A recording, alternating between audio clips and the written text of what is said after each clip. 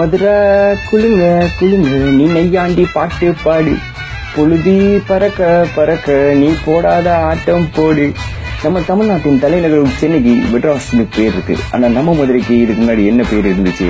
எல்லாத்தையும் கேட்டப்ப போடா வேற வேலை இருந்தா பாருடா அப்படின்னு தான் சொன்னாங்களே தவிர யாரும் சரியான விதை சொல்லவே இல்லை. ஆனா நம்ம மதுரைக்கு பாண்டிய மன்னர் காலத்துல சிவன் தோன்றி வைத்த பெயர் மதுராபுரி.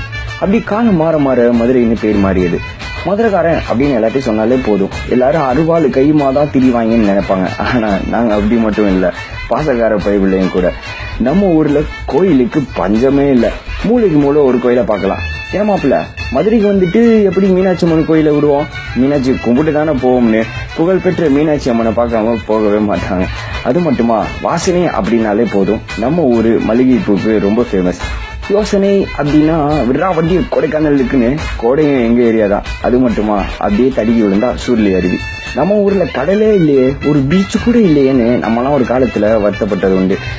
ஏன், நம்ம தெப்பக்குளத்துல தண்ணி வந்தாலே போதும், அந்த இடம் நமக்கு பீச்சா மாறிடும். கிரிக்கெட் இல்லையே அப்படின்னா அதே இடத்துல தண்ணி இல்லைன்னா அது நமக்கு கிரிக்கெட் கிரவுண்டு தான். நமக்குள்ள விடிஞ்சாலே போதும், காலையில கரெக்டா அப்படியே 6:30 மணிக்கு கோலா உருண்டையும், 10 மணிக்கு ஜில் ஜில் ஜிகிர் தண்டாவும், அப்படியே டவுனு பக்கம் போனா 12 மணிக்கு அம்சவள்ளி பிரியாணி சாப்பிட்டு 4 மணிக்கு கரெக்டா கறி தோசை, நைட்டு 7 மணி முதல் 2 மணி வரை சூடான இட்லியை சாப்பிடலாம்.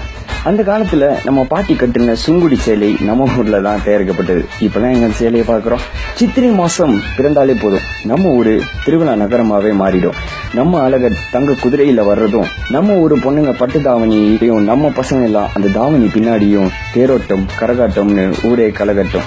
அது மட்டுமா, பொங்கல் பண்டிகைனா நம்ம அழகாநல்லூர் பாலமேடு ஜல்லிக்கட்டை லோக்கல் சேனல்ல பாக்குற மாதிரி, அதுவும் கரும்பு சாப்பிட்டு பாக்குற சந்தோஷம் இருக்கு வேற லெவலு.